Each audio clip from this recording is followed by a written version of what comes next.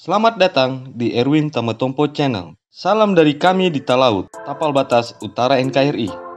Karir militernya banyak malang melintang di Komando Pasukan Khusus atau Kopassus, yakni pasukan elit TNI Angkatan Darat.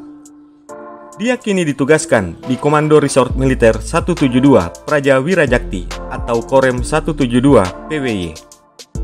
Beliau adalah Brigjen TNI Ishak Pangemanan, Komandan Korem 172 Praja Wirajakti. Korem 172 Praja Wirajakti sendiri bermarkas di Abepura Jayapura, Papua. Korem ini berada di bawah komando dari Kodam 17 Cendrawasih. Dan dilihat dari wilayah tugasnya, tentu ini bukanlah daerah yang adem-adem saja. Bisa dikatakan, wilayah tugas Brigjen Ishak Pangemanan adalah sarangnya kelompok kriminal separatis bersenjata atau KKSB yang kerap menebar teror. Brigjen TNI Ishak Pangemanan baru-baru ini menjadi sorotan karena dia baru saja melakukan kunjungan ke distrik Mbua yang dikenal sebagai daerah rawan KKSB Papua. Beliau rela turun ke daerah rawan kelompok kriminal bersenjata atau KKSB Papua demi menyemangati pasukannya. Siapakah Brigjen Ishak Pangemanan? Dan seperti apa karirnya hingga dipercaya bertugas di sarangnya kelompok kriminal separatis bersenjata atau KKSB di Papua? Ikutilah tayangan ini sampai selesai.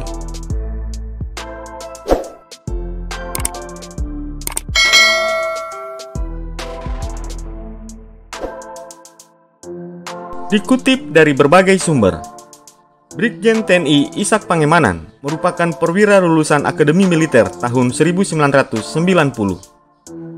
Sejak lulus dari Akademi Militer, sang jenderal memang merintis karirnya di Tentara Korps Baret Merah atau Kopassus. Bisa dikatakan, karirnya memang banyak malang melintang di Kopassus.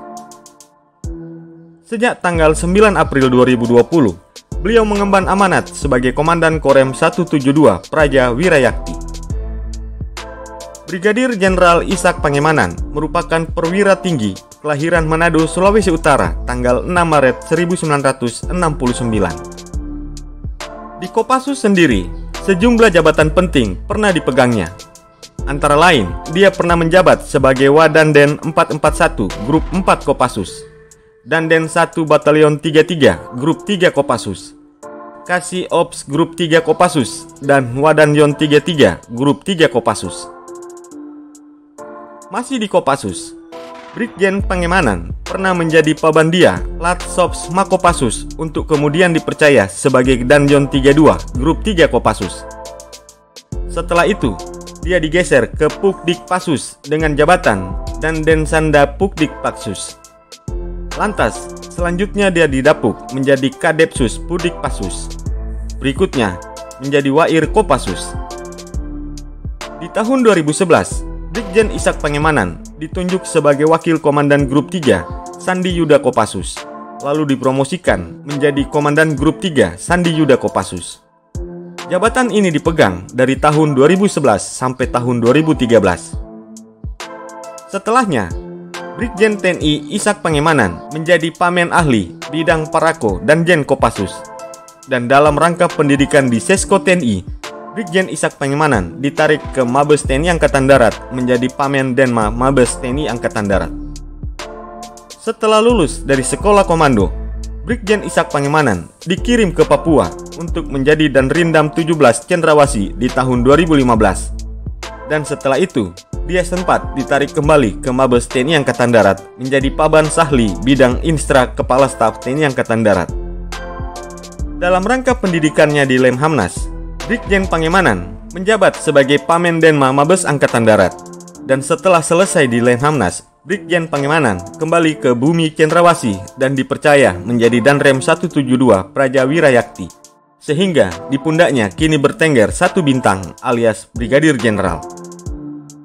Dilansir dari laman tniad.mil.id, Brigjen TNI Ishak Pangemanan baru saja melakukan kunjungan ke distrik Mbua untuk memberikan support kepada prajuritnya yang bertugas di daerah rawan. Hal tersebut disampaikan oleh Kapten Rem 172 Praja Wirajakti, yakni Mayor Eka Yuda Kurniawan SH dalam keterangan tertulis di Kota Jayapura, Papua pada hari Selasa 13 Oktober 2020.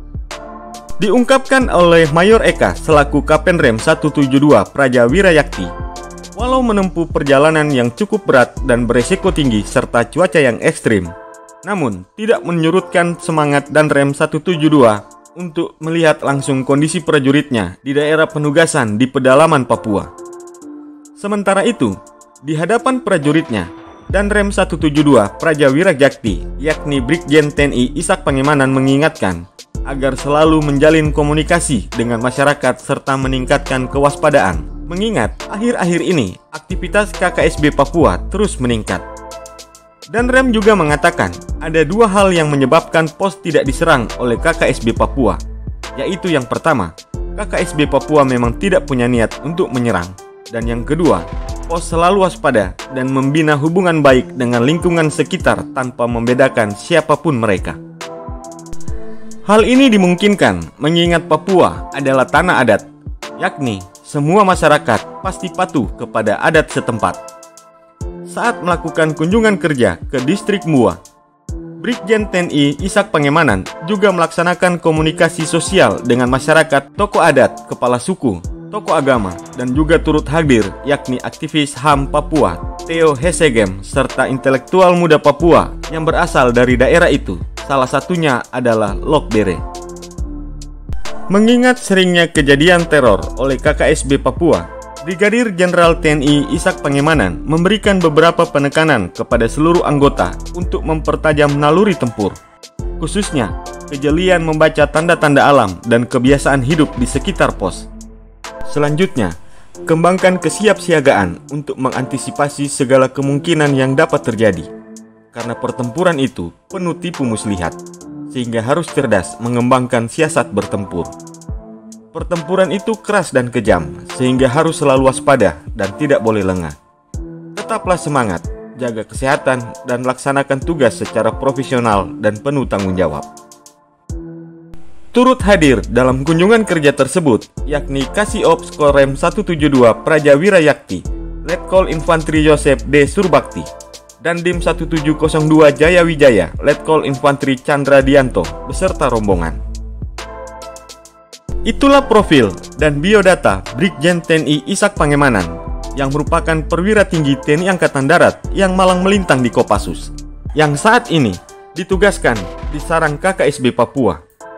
Semoga tayangan ini bermanfaat dan diucapkan selamat bertugas kepada Jenderal Bintang 1 ini. Kiranya Tuhan selalu menjaga dan menyertai Jenderal dan keluarga.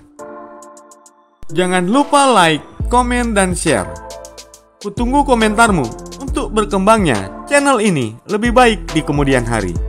Sampai jumpa dan terima kasih.